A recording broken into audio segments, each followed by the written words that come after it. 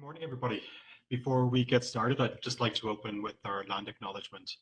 Saskatchewan Workers' Compensation acknowledges that its Regina and Saskatoon offices are located on the traditional lands of the Nahiawak, Saulteaux, Dene, Dakota, Lakota, Nakota, and homeland of the Métis Nation, whose ancestors and families have lived here for thousands of years. This land has been part of the fabric of the life of Indigenous communities and will be long into the future. As we gather today on Treaty 4 and Treaty 6 territories, we acknowledge the harms and mistakes of the past and affirm our commitment to move forward in partnership with Indigenous peoples in the spirit of reconciliation and collaboration. It is with gratitude that we now live, learn, and work here, where the past, present, and future of Indigenous and non-Indigenous people comes together. And with that, I would like to extend warm greetings to everybody. Thanks for joining. It's great to see so many of you join today. And so welcome to the Town Hall. For those of you that I haven't yet met in some way, my name is Stuart Cunningham, and I'm the Vice President of the Business Transformation Program. Just so everybody knows, similar to previous sessions, this session is being recorded and will be posted to my WCB for anybody who wasn't able to attend any of the 3 sessions that we put on this week. We'll take a quick look at the agenda here. So this quarter, we are going to provide an update on the Core Workers' Compensation Solution Project. Trevor Hall will be providing an update on the Oracle Human Capital Management Project, or Oracle HCM, which is the project to modernize our human resource information systems.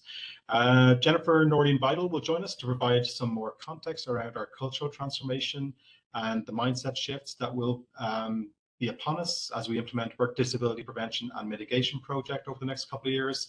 And then we'll have our standing agenda item around change management, where we're going to share back a little bit of what our change network has been telling us. So Lisa McDonald is going to report out on the last period of feedback, and I'll share some updates from the external change management perspective. And of course, we'll have the questions and answers and the town hall evaluation segments right there at the end.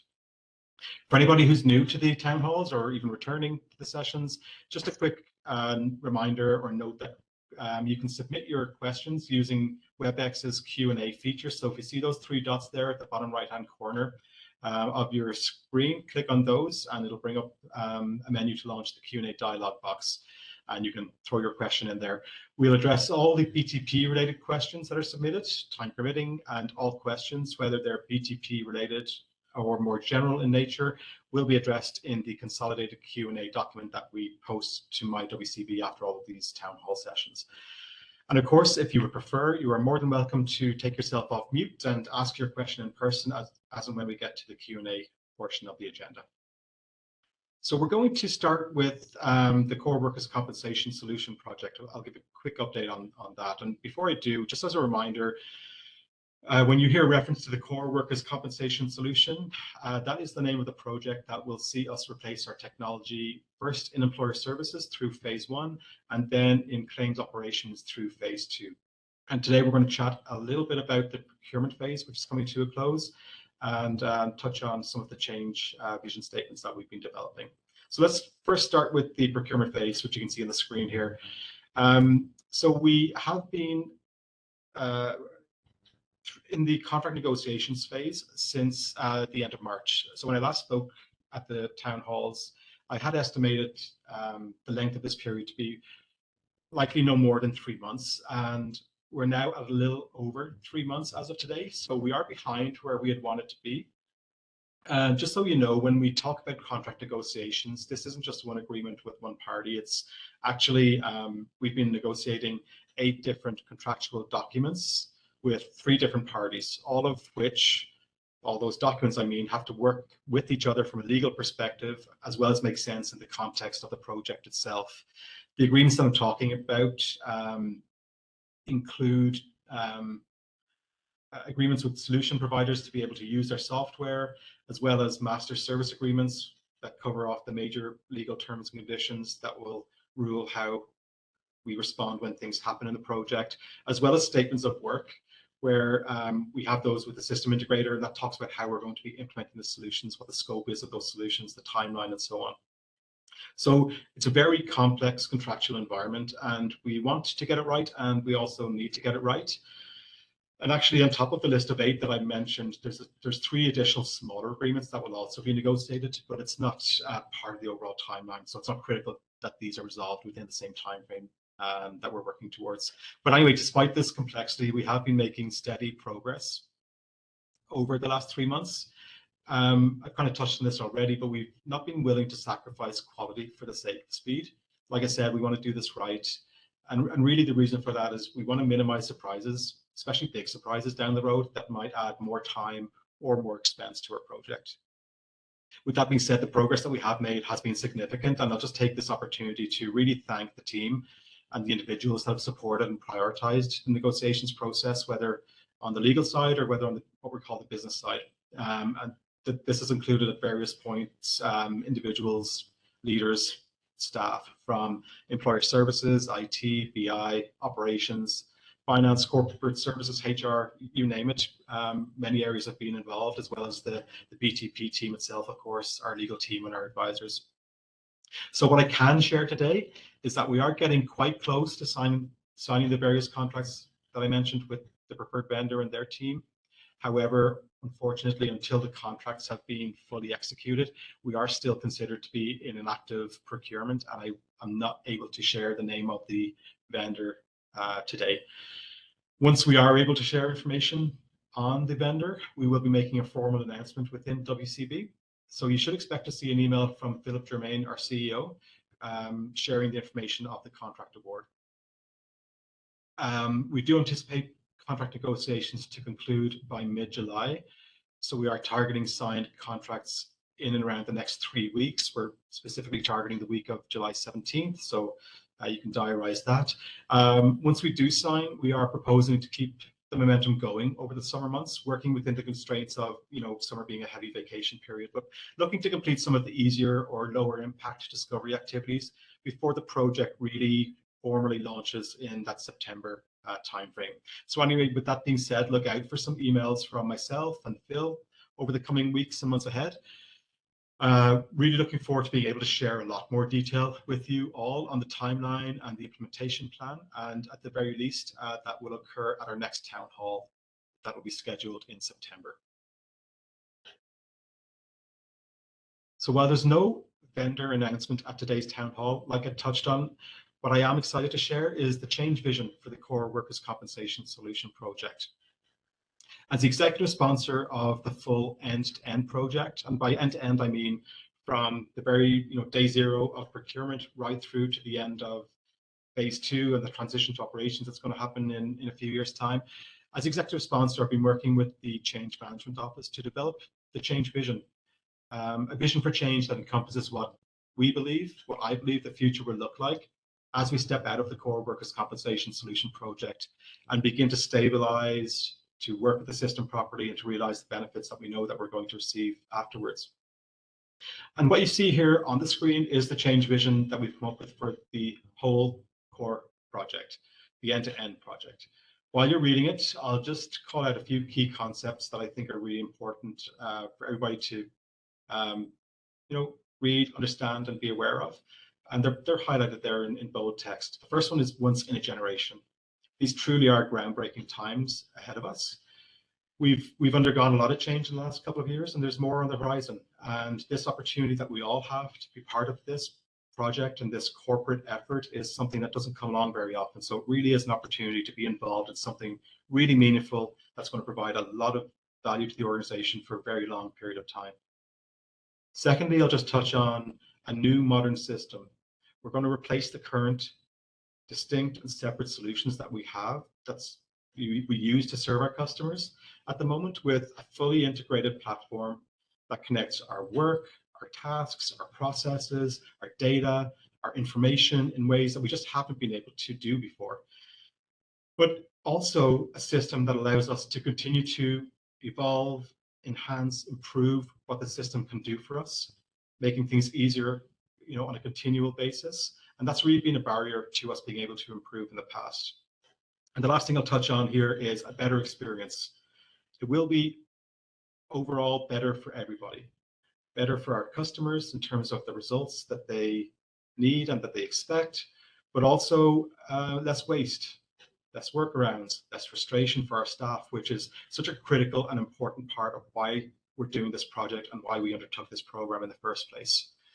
Look, I know change can be difficult and it can be scary for individuals, but if we can keep this future state at the forefront of our minds, it does give us, the light at the end of the tunnel. It does begin to paint a picture of what things are going to look like and feel like, and that, overall things will be better for everybody, including our staff and our customers in a few short years. So before I hand it over to Kevin, who's also going to share his change vision for phase one of the project. So remember, we are doing this in a phased manner with employer services going first and operations going second. I just thought I would touch on why do we bother with these change vision statements. I think I touched on it a little bit in terms of what I just spoke to about keeping the future journey at the forefront of our minds, but change visions are very specific to the change itself. They're definitely aspirational. They include, a call to action. They want to appeal to individuals' hearts and minds. And of course, they're in place for a shorter duration than, let's say, your typical corporate vision would be. By their very nature, projects have defined beginning and an end time. So that top level statement that I just shared, which really drives the vision for change at the end-to-end project level, is also intended to function as a bit of a guiding post for the major phases of the core project. Like I said, phase one, employer services, phase two, claims operations. But phase one is almost upon us, right? We're a few weeks away from signing the contracts and we'll be getting going with discovery in September. But given the impact of phase one, that phase has its own change vision. The business sponsor for phase one is Kevin Mooney. So I'm actually going to pass the mic over to Kevin. He's going to share the change vision for phase one, which will touch on employer services processes and technology, some finance processes, actuary, data, the customer portal. So a big phase, a big amount of work in phase one. And with that introduction, Kevin, I'll hand it over to you. Thank you, Stuart. Good morning, everyone. Thanks for joining the town hall today. It looks like we've got just over 100 people, so thank you for attending. For those that I have not met yet, I'm Kevin Mooney. I'm the Vice President of Prevention and Employer Services, and I'm also the executive sponsor for the Employer Services Transformation. And as Stuart mentioned, also the sponsor for the first implementation for phase one of the core workers' compensation solution. Before I share my vision, which you're going to see on the screen here, I wanted to share a bit about kind of what influenced my thinking as I was developing the vision for change. And we've had some broader discussions with the employer services team behind this over the last couple of weeks, but there was kind of 6 elements. The first one was the Meredith Principles, which is foundational to what we do at the Workers' Compensation Board. We provide a safety net for so many families across Saskatchewan, very important work that we do. Second, customer stories, injured workers, employers, employer associations. I shared many of those stories with the employer services staff, what influenced some of the thinking behind this vision. Feedback from staff, corporate risk, committee of review that just completed in the fall of 2022, and then overall transformation of where we want to get to in the future. This change vision for the replacement of REA is on the slide before you. I won't read it word for word, but I'll highlight a couple of key points. The first one is every moment matters. So when you think of interacting with an employer, time is money. Delays, rework, workarounds definitely are not value add to our customers, nor are they for our staff. Second would be good systems, and this term goes beyond technology. Rather, it's about the processes that our customers navigate through when they're dealing with us. And this kind of motivates us towards having an open and flexible mindset to creating systems that enable a positive impact on the customer experience overall. Finally, the bolded blue text, really wanting to enable the value add to make day-to-day work more rewarding for our staff, and also providing the staff the ability to develop strong, effective relationships with our customers is the way forward. So I appreciate this is high level at this point for those of you on the call here, but appreciate the opportunity to share this today, and we're excited to kick off the first phase of the core workers' compensation solution. And with that, I'll turn it back to Stuart. Thanks, Kevin. So yeah, these visions, they'll definitely be shared more as we move through the project and as we connect, the various activities within the project. As I mentioned, both visions are very important as the guideposts to the changes within the project overall.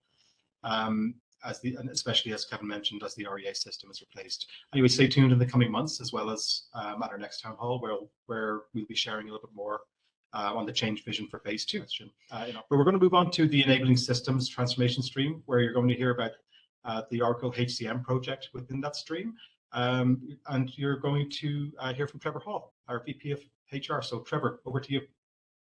Thank you, Stuart, and good morning, everybody. For those who have not yet had an opportunity to meet yet, I am Trevor Hall, Vice President of Human Resources, Communications, and Appeals. I'm also the executive sponsor for our Oracle HCM project, a project to modernize our human resource information systems. Since our update at the March Town Hall, our project team has been working hard to ensure a successful program and project implementation. As we have drawn closer to implementation, you'll have seen a few project-related emails requesting your assistance. Staff are asked to submit their work hours, as work schedules are required by Oracle HCM to determine pay and processing of absences. Staff are also asked to catch up and submit their outstanding HR forms to ensure we have current and accurate data within our new system.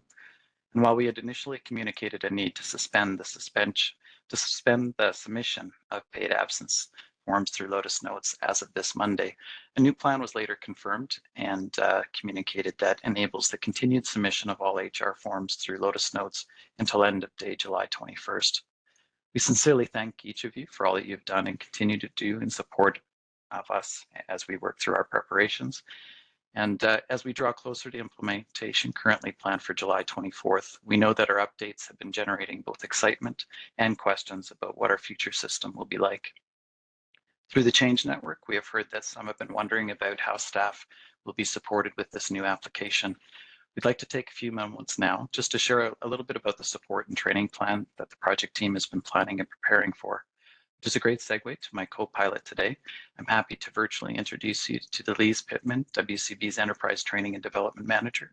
Delise will provide an early view into some of the supports planned for staff as the new Oracle HCM application is launched.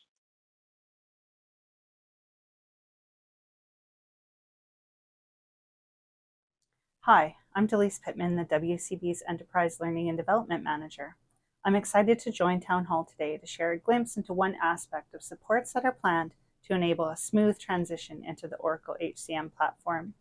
What I will share are screenshots of the dedicated online space that is under construction. What you see here is the Enterprise Learning and Development Hub, the SharePoint site for all things training, learning, and development for WCB staff. This hub is where the user supports for Oracle HCM will be located. Access to this SharePoint site will also be available on My WCB. My goal today is for you to see how these supports will help you navigate the features and functions in our new HR system. My intention is to work through one scenario to showcase the look and feel and features that will be available in this SharePoint for all staff and for people leaders. So let's jump right in. The Oracle HCM landing page has 3 doorways customized for each user type and permission level. Our focus today is on the all staff doorway, which everyone will have access to. So let's navigate through. The help guides here are laid out as a series of questions and framed in the way you might wonder about how to use Oracle HCM to do specific tasks. Let's take a common task that we would all look to do at some point. Let's use the example of wanting to view a payslip, which can be accessed in one of 2 ways. You can look through the list of frequently asked questions and select the one that best fits your need by clicking on the hyperlink, or you could use the search bar at the top of the page where a list of options pop up, and you can select the option that best fits your topic. Once you select the hyperlink, a new page opens providing screenshots and a written process guide to walk you through the steps needed to carry out the task. The initial questions listed are a starting point and were identified as functions and features of Oracle HCM that you may need more frequently. In the spirit of continuous improvement, there is always room to enhance and refine. The Can't Find the Right Help section is available, where additional questions can be submitted about the tasks in Oracle HCM that you cannot find the answer for.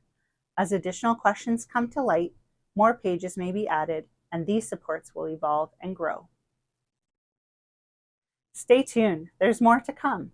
The plan is that help guides will eventually include walkthrough videos, and orientation training dates will be scheduled in the coming weeks. Trevor is going to share more about this back in Town Hall. Thanks for watching. We are looking forward to supporting you through this transition. Back to you, Trevor. Thank you, Delise. In the weeks to come, please stay tuned for more information about the training and supports that are to be offered.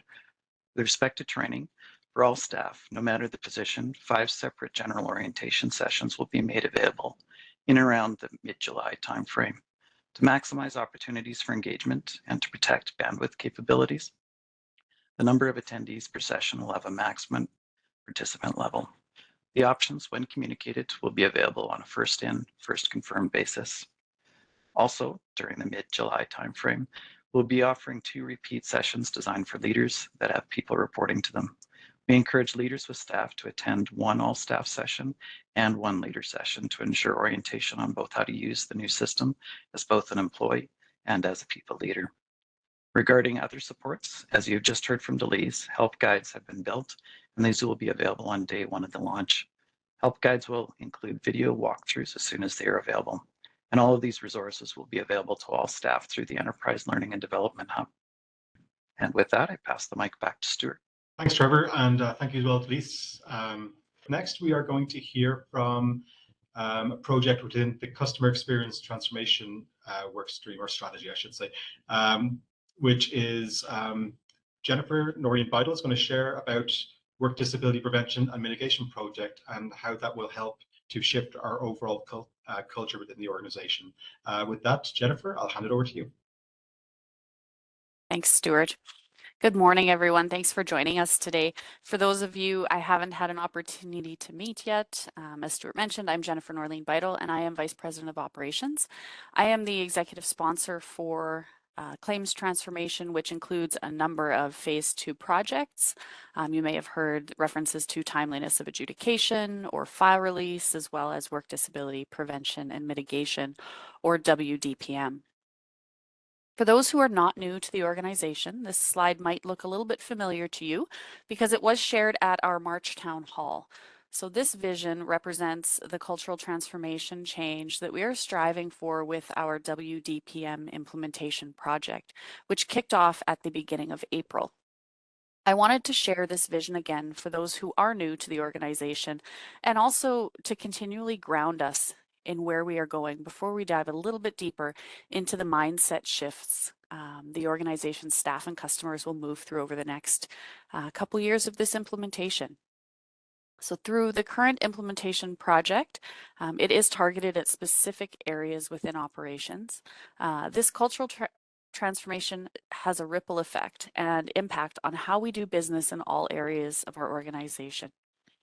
Given this change and cultural transformation impacts us all, a series of infographics will be shared to begin to unpack how our mindsets and organizational customer approach will need to shift. So let's dig a little bit deeper in the first mindset shift that was shared in the May 30th transformation email. And you may have already begun to discuss this in your team level meetings and connect to how this will shift how you operate at an individual and team level. As an organization, our transformation is not solely focused on technology or process changes. A major focus of our transformation is about people. The focus of Volume 1's mindset shift is moving from a focus on customer service to the customer experience. I won't walk through the infographic in depth because it is available online. If our facilitator could pop the link into the chat, that would be great. For my time today, what I will focus on are two key elements in the Volume 1 infographic. The first, and what you see on the screen, is that customer perception is based on their interaction with WCB and how they are engaged and considered.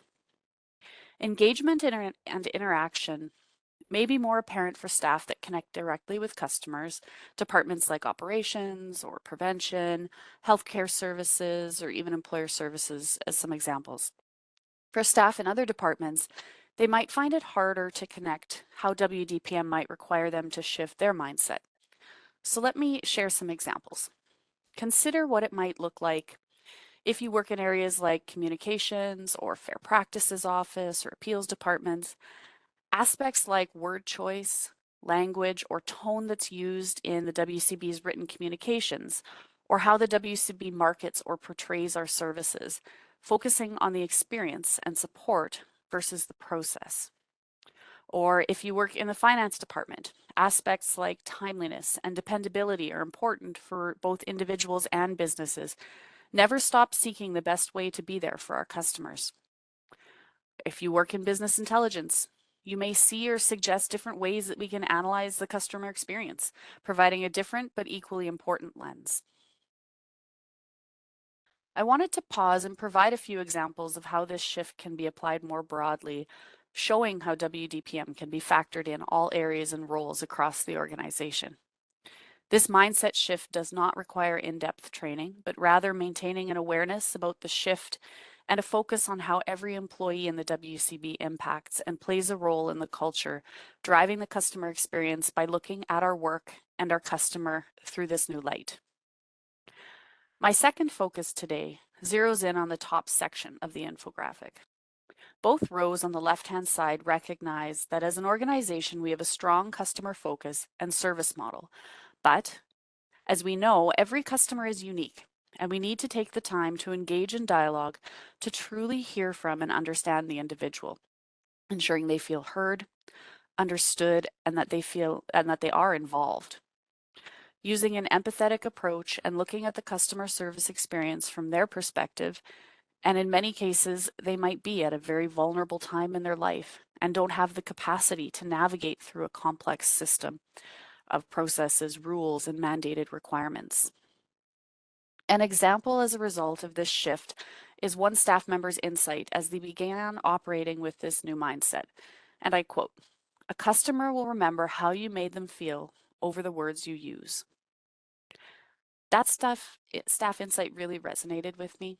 As we layer in what this means from the customer's perspective, the impact of this mindset shift becomes even stronger.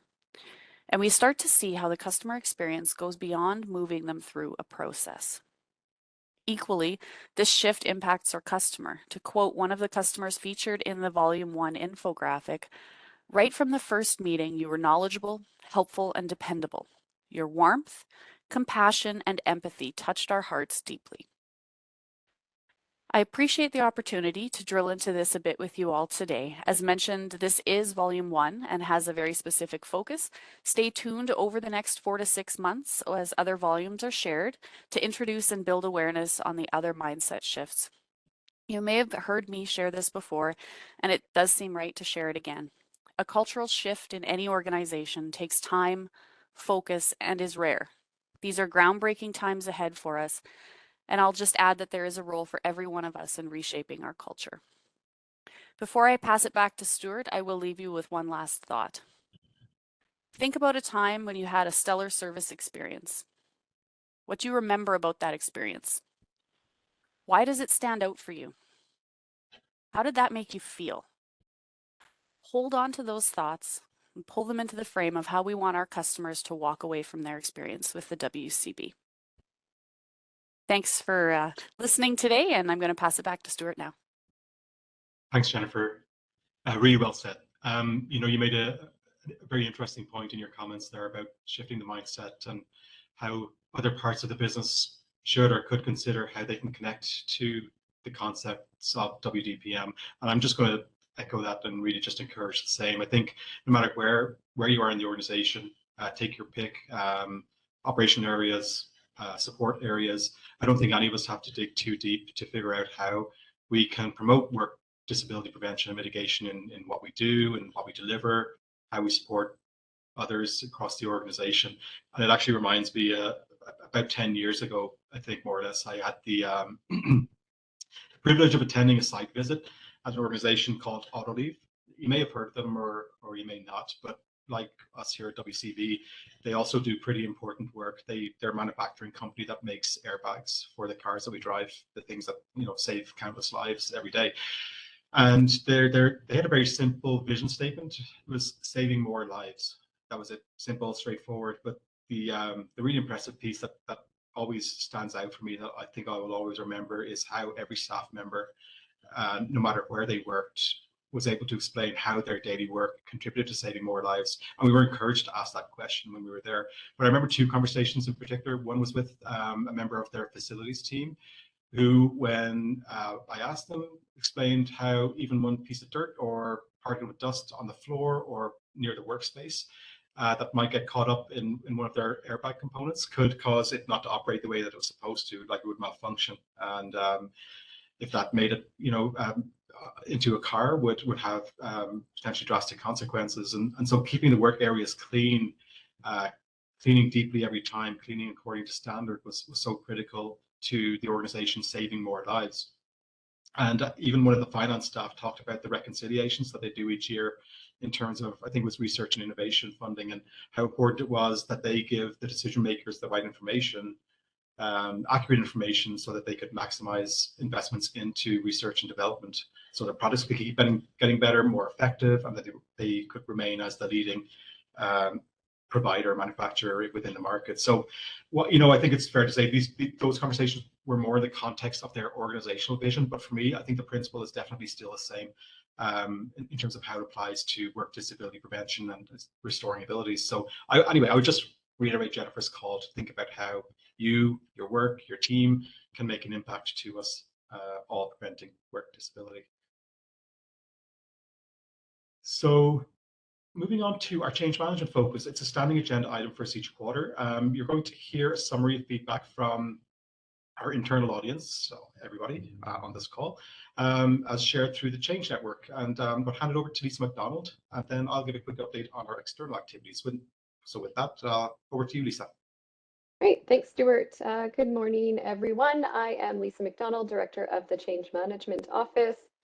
I'm always so happy and glad to be joining these BTP Town Halls to spotlight, to showcase the incredible work that the Change Network does. So these folks are doing just a tremendous job gathering feedback and driving meaningful change conversations across the organization. So it's always a pleasure to be here. Our Change Network, for those who are maybe new to our organization, is made up of more than nearly 50 individuals from across all departments who come together to promote, encourage, to share communications on all things business transformation program related. And core to its function, one of the key purposes of the network is to gather feedback from all of their colleagues, all their peers, all staff. So I just wanted to highlight, to emphasize the importance of this feedback mechanism and how the Change Network has been really critical in helping us capture the pulse of the organization related to our business transformation program. It's been really, really critical in helping us know how things are landing with folks, what questions staff have, what specific details they're wondering about, what staff want to hear more about. Your opinions, your insights, they've really been invaluable to helping us shape the journey towards a successful transformation. So by actively seeking the feedback, we aim to understand the sentiment within our organization when it comes to BTP. This feedback allows us to make informed decisions and provide relevant information. So speaking of sentiment, I want to draw your attention to the statistics at the bottom of the screen. So over the last 3 months, so for the period of March, April, May, end of May, the Change Network collected 380 discrete feedback points from staff. So pause for effect, like seriously, 380 in 90 days is a lot of feedback. It's our highest collection cycle yet since we've been in fruition for just over a year. So all the feed gets tagged with the sentiment marker of either positive, negative, or neutral. And how it shaped up last cycle was 19% of the feedback was positive, 31% was neutral, and 49% was negative. So this was a rise in the negative sentiment over the last cycle by 14%. So we went from 35% to 49%. My take on it personally is that we've certainly had more changes that are impacting people, impacting colleagues. So more opportunity for change to be unsettling, especially where it involves shifts in processes, roles, or responsibilities. So the feedback itself, what are folks saying? I'll showcase 3 feedback themes from each of the categories of things to start doing, things to stop doing, and things to continue doing. So in the bucket of things to start, please start providing deeper understanding of change impacts. So this is what changes are coming, how will I, not how will my team, but how will I personally right now be impacted by BTP? So feeling that information is too high level, It's really critical for our leaders to provide clear communications regarding the what's in it for me, so the WIFM. Staff are looking to understand the specific changes that are coming and how they'll be impacted. As well, not just themselves, but also their teams, their customers that they work with day to day. So change is a journey, a personal journey, and staff are looking to grasp the significance of the changes to their role. Okay, also in the bucket of things to start is coordinate information and meetings such that they don't all occur on the same day. So people are feeling an information overload, a collision happening here, and feeling that a coordination would help reduce feeling that things are just not given the attention that it deserves, and that when we're able to space things out more strategically, it allows us to give the communications the attention that it deserves, and making sure that folks are able to fully engage in the content and not feel rushed. In the last bucket there is more transparency about failures, setbacks of projects, ensuring no inflated positives. So just recognizing that transparency during our transformation is really key. And it's important to openly acknowledge and address failures that arise in the project. So avoiding inflated positives and sharing the realities of our transformation journey, just to help build trust and credibility in the organization. Okay, in the bucket of things to stop doing, so a theme around negativity in staff meetings. Folks are just recognizing that negativity can flow and fuel more negativity. So it's really crucial to address and minimize negative disruptions. Negative comments, a negative environment that it can be undermining to morale and into engagement. That's not to say that we shouldn't challenge one another's thinking or question why a decision was made the way that it was, or if alternatives were considered, but rather that it's done in a constructive manner, that it's respectful, and that it encourages dialogue rather than feeling like an attack. Also in the bucket of things to stop is stop providing information not relevant to me and communications lacking substances. So some staff are wanting communication more targeted and relevant, recognizing that irrelevant or generic information can lead to more confusion and disengagement. So just looking for more audience tailored there. Okay, last up in the bucket of stop doing is long emails, confusing emails, too many emails. So just excessive, lengthy, confusing emails can really overwhelm and hinder our effective communication efforts during our transformation. So let's streamline our approach, make sure that they're appropriately timed and that they're clear and concise. So avoiding the use of complex jargon, acronyms will just help employees stay focused on the relevant information and engage in the content. Okay, moving along to the bucket of continue, 2 thumbs up. Let's continue creating excitement and positivity about the outcomes and progress so far. So it is an exciting time. So creating and fostering a sense of excitement and positivity about the transformation is really crucial. When leaders and staff are enthusiastic about the potential benefits and the progress that we're making, it helps build momentum. So let's continue communicating success stories, celebrating milestones, highlighting the positive outcomes, and generate a more optimistic atmosphere throughout the organization. Who wouldn't want to work at an organization like that? Next up in continue, so please continue to give staff feedback opportunities and involve in improvements and changes. So recognizing actively involving staff members in the transformation is so essential. Giving employees opportunities to contribute ideas, provide feedback, be part of the decision-making process. It not only gives a sense of ownership and empowerment and greater commitment to the change, but at the end of the day, it's going to create a better deliverable or a better outcome. And 2 thumbs up on BTP Town Halls. So feeling that it's informative, it's interesting, the content is landing for staff. So let's continue to do that. Content on the new HR system, the interactive polls, getting 2 thumbs up. So making sure that you're continuing to provide into the Change Network what you're wanting to hear about, to make sure that content stays relevant and resonates with staff. So before I close on this slide, I just want to acknowledge the really diverse nature of feedback. It's really on both ends of the spectrum, and we get a full range, and we can't be it would just be impossible to be all things to all people. So it's important to recognize that feedback can vary and that at times it can be contradictory. So what one person wants is entirely different than another person's perspective. So I just wanted to make note on that before we transition to the next slide, which is a big celebration, recognizing I always like to find an opportunity to celebrate. So we've received more than 1,000 feedback points to date from staff. So keep sharing your feedback and input to your Change Network representatives. Kudos to the Change Network again for all their hard work and their efforts.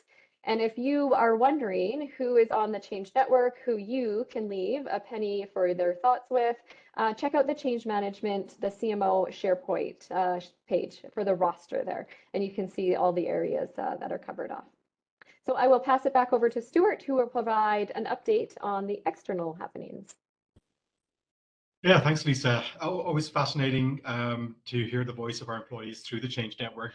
You know, how individuals are feeling, what they care about, and of course how we can improve what we're doing within the transformation. So I just want to say thank you to everybody who's provided your voice and your feedback, and of course thanks to everybody who's on the Change Network itself, who's gathering that feedback and forwarding it to us, because we are always trying to make sure that we're doing things the right way and in a way that lands for everybody, lands well for everybody. I'm just going, yeah, as Lisa mentioned, I'm just going to quickly turn our attention here to what's happening on the external landscape with respect to how we are soliciting customer feedback, engaging with them in dialogue, and bringing our partners and our customers along on this change journey with us. As I think I shared with the group before, the BTP awareness campaign, external awareness campaign, includes outreach to some of our primary employers, key associations, and key partner groups. It really provides us the opportunity to engage in two-way dialogue, and in a way that helps us to understand how our partners want to be involved in the change or want to contribute to the change or some of our decisions, even when these opportunities arise. How we can set the stage with them for the changes that are on the horizon that will impact them, and how we can support them when processes change, how we can support them from that perspective, as well as, you know, getting into a more relational setting, more of an intimate one-on-one setting, so to speak, versus transactional, where they have an opportunity to listen, ask questions, and have those questions answered. And so since November of last year, and of course throughout this year, we've been taking a number of actions within our awareness campaign. It's included quite a lot of our leaders engaging with various safety associations, industry associations, chambers of commerce, union organizations, a lot of government ministries, crown corporations, and some targeted employer groups as well, specifically in areas like transportation, mining, potash, and of course the health authority as well. So like I touched on, we're going to continue doing these outreach activities during and throughout 2023 and definitely well beyond. We're also beginning to measure the sentiment of how these groups are responding to what we're sharing with them. You know, it's definitely leaning more towards positive. We do this very similarly to how we're doing it with Change Network. It's kind of like positive, neutral, negative. Very few negative interactions. Like I said, generally trending towards the positive, but we have more work to do. We wanted to make sure that we're bringing along our external partners very much the same way that we're trying to bring along our internal partners. But ultimately, success looks like changing this sentiment over time to lean even more towards the positive end of the spectrum. And we do see this as a key mitigation, risk mitigation activity within the program, to have our external customers and partners be advocates for what we're trying to achieve through the transformation. In addition, most recently, the program itself was one of 12 booths at the Compensation Institute that we held back at the end of May. Myself and a number of leaders engaged with conference participants. We shared information at the booth about the transformation, what we're focused on, what we're trying to achieve, and why we're trying to achieve it. There's definitely some interest from the groups that we engaged with to learn more about our transformation, and some requests to engage them in conversation and dialogue throughout. In addition to the booth, we also, in between speakers, we also had the opportunity to use the Menti poll to ask questions of everybody who was in attendance. So there's actually over 600 that were in attendance over the 2 days of the Compensation Institute. So definitely a really large group where we could get some really good feedback and some really good perspectives. The response rate to the polls that we held was quite high, and quite a few of the polls were specifically dedicated to asking questions about the transformation program. I'm just on this slide here, I'm just going to touch on some of the data that we captured for the business transformation program. Specifically, we asked attendees to identify the top 3 benefits that they could see in terms of how the transformation would impact them the most. And the poll produced some interesting results and some interesting feedback. The first was a definite desire across all audiences or respondents to receive the right services at the right time. As you can see, it's within the top 3 responses across all groups, and very much speaks to our transformation efforts within the work disability prevention and mitigation stream, that cultural piece that Jennifer talked about. Right service, we think, meaning we need to understand the unique needs of the individuals that we're interacting with every day, no matter what role we perform within the organization. Secondly, was a general theme around improving outcomes for my organization and employees. I think, when digging a little deeper, I think a large focus here was around that next generation of prevention and the primary prevention efforts associated there. But there was also some crossover into the work that's being done again through that work disability prevention strategy that we have in place. And then thirdly, and the last piece I'll call out here, is access to real-time data and analytics. This was also of importance to the worker, which is quite interesting, but again, makes sense based on the data that we did gather back in 2021, where we heard that individuals wanted us to make the online experience more intuitive, more accessible, and include the ability to derive information and insights more easily.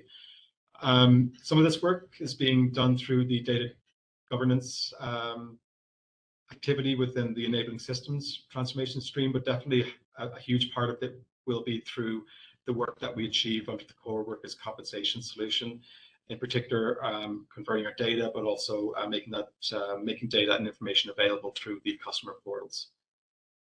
And I think, the last thing I'll point out here is the results from the latest poll.